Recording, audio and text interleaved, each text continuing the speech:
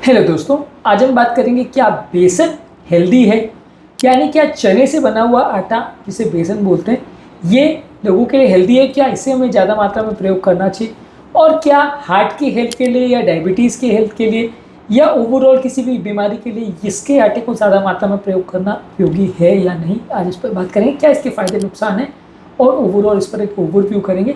हालांकि देखिए, ये ज़्यादातर लोग जानते हैं, मानते हैं कि ये काफ़ी हेल्दी, क्योंकि ये चने के आटे से बनाया हुआ रहता है तो कंपेरेटिवली बाकी तरह के आटे से बनाए जाने वाली चीज़ों से ज़्यादा हेल्दी है। लेकिन हाँ, मैं पकौड़ों की बात नहीं कर रहा हूँ, क्योंकि वहाँ पे आप जो बेसन को फ्राई कर लेते हैं तो ऑब्वियसली फ़ायदे के बदले नुकसान होता है कि उतना सारा तेल घुस जाता है। पर ओवरऑल बेसन पर एक ओवरव्यू करेंगे ताकि आपको एक विस्तृत जानकारी इस पर मिल जाए और इसका आप प्रयोग को बढ़ा सके, क्योंकि ये कंपेरेटिवली थोड़ा सा हेल्दी आटा है। टॉपिक पर जाने से पहले जो लोग हमारे चैनल पर नए हैं उन्हें रिक्वेस्ट करूँगा कि चैनल को सब्सक्राइब करें, वीडियोस को लाइक करें, शेयर करें, फॉलो करें, कमेंट करें, पूरा देखें। देखिए, बेसन कंपेरेटिवली प्रोटीन रिच होता है क्योंकि चनों से बनाया हुआ होता है। चने प्लांट बेस्ड प्रोटीन का एक अच्छा सोर्स है और प्रोटीन हमारी बॉडी में मसल रिपेयर के लिए, इम्यूनिटी के लिए और ओवरऑल भूख को शांत करने के लिए भी अच्छा है। तो यदि किसी को वजन कम करना है तो उसके लिए भी बेसन के बने हुए प्रोडक्ट्स अच्छे हैं। मैं फिर से वही कह रहा हूँ कि बेसन के बने हुए पकौड़ों की बात नहीं कर रहा हूँ, या उसको तल के आप कुछ बनाओगे या चीले वगैरह भी जो आप बनाते हो, अगर आप बहुत तल के उसको बना रहे हो तो वो हेल्दी नहीं है, क्योंकि उतना ऑयल चला जा रहा है तो फ़ायदा नहीं करेगा। लेकिन अगर आप उसको सही तरह से बना रहे हो, एक ब्लैंड वे में बना रहे हो और बहुत ज़्यादा ऑयल का प्रयोग नहीं कर रहे हो, तो बाकी आटों के कंपैरिजन में थोड़ा हेल्दी आप इसको पा सकते हो। यानी वही चीज़ अगर आप चावल के आटे से या वही चीज़ आप गेहूं के आटे से अगर बना रहे हो, उसके बदले आप चने से को पीस के जो बेसन बनाते हो उससे अगर इसको यूज़ करते हो तो थोड़ा कंपेरेटिवली ज़्यादा हेल्दी रहेगा, क्योंकि प्रोटीन का कंटेंट बाकी अन्न से या बाकी जो फूड ग्रेन है उससे बेटर मिलेगा। इसके अलावा इसका ग्लाइसेमिक इंडेक्स कम है, तो इसलिए खाना खाने के बाद ये शुगर वैल्यूज़ को उतना ज़्यादा नहीं बढ़ाता। तो यदि किसी व्यक्ति को डायबिटीज़ है तो उसके शुगर के कंट्रोल के लिए अच्छा है। तो यदि आप रोटी से इसको कंपेयर करें और बेसन की बनी हुई कोई भी आइटम, अगेन मैं वही कह रहा हूँ कि बहुत ज़्यादा ऑयली नहीं होना चाहिए।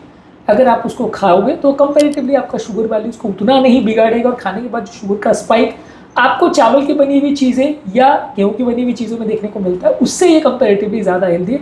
तो आप इसका प्रयोग कर सकते हो। इसके अलावा क्योंकि ये चने वगैरह से बनता है तो इसमें फाइबर कंटेंट भी अच्छा है, तो डाइजेशन के लिए भी अच्छा है, ब्लड शुगर के कंट्रोल के लिए अच्छा है, कोलेस्ट्रॉल लेवल्स को इंप्रूव करता है और ओवरऑल इसको खाना खाने के बाद पेट भरा हुआ महसूस करता है। तो वजन जिनको कम करना है उनके लिए भी हेल्दी है। अगेन, ऑयली नहीं होना चाहिए, अगर नॉर्मल तरह से बना रहे हो तो अच्छा है। हार्ट की हेल्थ के लिए अच्छा है। अगर किसी व्यक्ति को कोलेस्ट्रॉल का प्रॉब्लम है तो उसके डाइट में इन्वॉल्व करने से भी बैड कोलेस्ट्रॉल के लेवल्स यानी एलडीएल कोलेस्ट्रॉल के लेवल्स को कुछ हद तक कम करने में मदद करेगा, गुड कोलेस्ट्रॉल लेवल्स को बढ़ाने में मदद करेगा। तो कोलेस्ट्रॉल कंट्रोल के हिसाब से भी हेल्दी है। इसके अलावा इसमें मौजूद होते हैं कुछ माइक्रो न्यूट्रिएंट्स जैसे कि फोलेट, जो कि रेड ब्लड सेल्स के प्रोडक्शन के लिए ज़रूरी है। हीमोग्लोबिन या जो रेड ब्लड सेल्स के अंदर जो तत्व होता है जो कि ऑक्सीजन को कैरी करने का काम करता है, उसको बनाने के लिए फोलेट की ज़रूरत पड़ती है, तो वहाँ पे ये उपयोगी है। इस आटे में फोलेट ज़्यादा रहता है। आयरन भी अच्छा है, ये भी आपके एनीमिया के पेशेंट्स यानी खून की कमी वाले पेशेंट्स के लिए अच्छा है कि आयरन ज़्यादा है, तो हीमोग्लोबिन लेवल को बढ़ाने में मदद करेगा। इसके अलावा इसमें मैग्नीशियम होता है जो कि हार्ट की और हड्डी की हेल्थ के लिए अच्छा है। इसके अलावा इसमें पोटेशियम कंटेंट थोड़ा ज़्यादा होता है, तो अगर किडनी का प्रॉब्लम नहीं हो तो ये अच्छा है, क्योंकि ब्लड प्रेशर लेवल्स को कम करने में मदद करेगा। लेकिन हाँ, किडनी के पेशेंट्स को ध्यान रखने की आवश्यकता है कि ज़्यादा मात्रा में आप उसके लोगों तो पोटेशियम लेवल्स बढ़ सकता है। किडनी जिनका ऑलरेडी खराब है उनको नुकसानदायक हो सकता है, नॉर्मल किडनी वाले पेशेंट के लिए नुकसानदायक नहीं है, उल्टा फायदा करेगा। इसके अलावा इसमें विटामिन B6 होता है जो कि बॉडी की मेटाबॉलिज्म और ब्रेन की हेल्थ के लिए अच्छा है।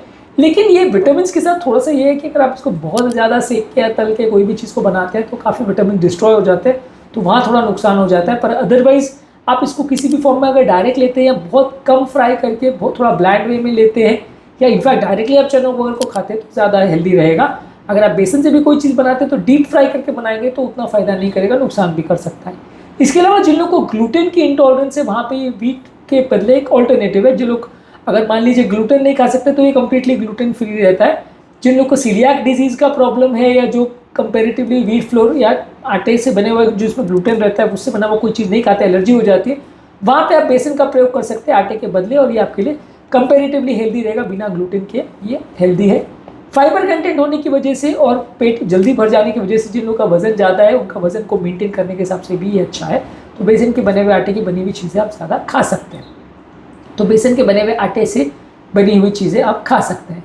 इसके अलावा इसमें कुछ एंटीऑक्सीडेंट्स और एंटी इन्फ्लेमेटरी तत्व रहते हैं जैसे कि पॉलीफिनॉल्स, जो कि बॉडी के ऑक्सीडेटिव स्ट्रेस को कम करते हैं, बॉडी के इन्फ्लेमेशन को कम करते हैं, और बहुत सारी क्रॉनिक बीमारियां जैसे कि हार्ट अटैक का, लकवे का चांस जो है जो इन्फ्लेमेशन से रिलेटेड होता है, इनफैक्ट लिवर के, किडनी का, ब्रेन का, किसी भी ऑर्गन का इन्फ्लेमेशन बॉडी को नुकसान ही पहुंचाता है। तो यहाँ पे भी ये मदद करता है। वहाँ पे भी अगर आप बेसन से बनी हुई चीज़ें खाते हैं तो इसमें मौजूद एंटी इन्फ्लेमेटरी तत्व जो है वो बॉडी को इन्फ्लेमेशन को कुछ हद तक कम करते हैं और इस मामले में आपकी मदद करेंगे। बेसल वैसे तो काफ़ी वर्सेटाइल है, काफ़ी अलग अलग तरह के क्विजीन्स और खाने में आप इसका प्रयोग कर सकते हैं। ज़्यादातर लोग इसका पकौड़ों में प्रयोग करते हैं जो कि बहुत हेल्दी नहीं है। चीला लोग बनाते हैं, लेकिन चीला भी अगर कम ऑयल में बनाओ तो वो थोड़ा सा हेल्दी है, लेकिन आप उसको बहुत ज़्यादा ऑयल में तल के बनाओगे तो वो हेल्दी नहीं है। बाकी किसी भी फॉर्म में आप इसको अगर खा सकते हो, जैसे ढोकला वगैरह, वो हेल्दी है। लेकिन ढोकले के साथ भी कई बार प्रॉब्लम ये आती है कि उसमें ऊपर से शुगर डाल दिया जाता है या उसको फर्मेंट किया जाता है, या कई बार उसमें उस तरह के रस वगैरह का प्रयोग किया जाता है जो उसको अनहेल्दी बना देते हैं। तो इसलिए बेसन अदरवाइज हेल्दी है, लेकिन ये कि किस तरह से आप उसको ले रहे हो और जो खाद्य पदार्थ फाइनली बन के आ रहा है उसका ग्लाइसेमिक इंडेक्स कैसा है और वो बॉडी पे कैसे बिहेव कर रहा है, ये आपको देखना पड़ेगा। क्योंकि ये सारी चीज़ों को आपको समझना पड़ेगा कि इनमें से कौन कौन सी चीज़ें हैं जो हेल्दी है, कौन सी चीज़ें अनहेल्दी है। अदरवाइज आप अगर अनहेल्दी फॉर्म में इसको खाते हो तो वो बेसन जो फ़ायदा करने वाली चीज़ थी वो अगर आप पकौड़ों में खा रहे हो तो फ़ायदा नहीं करेगा। ढोकले का कैसा रिस्पॉन्स है ब्लड ग्लूकोज लेवल पर, चीले का कैसा रिस्पॉन्स है और बेसन का कैसा रिस्पॉन्स है, ये अलग अलग रील्स में हमने इसको डिस्कस किया है। एक कंटिन्यूस ग्लूकोज मॉनिटरिंग डिवाइस के साथ हमने इसको अलग अलग वीडियोस में शूट किया है, आप इसे चेकआउट कर सकते हैं। तो आपको इसमें जानने में काफ़ी कुछ नया मिलेगा कि ये एक्चुअल में ब्लड ग्लूकोज लेवल को कितना बढ़ाते हैं। उम्मीद करूँगा कि आज के टॉपिक में कुछ नई बातें जानने को मिली होगी। जो लोग हमारे चैनल पर नए हैं उन्हें रिक्वेस्ट करूँगा कि चैनल को सब्सक्राइब करें, वीडियोज़ को लाइक करें, शेयर करें, फॉलो करें, कमेंट करें पूरा।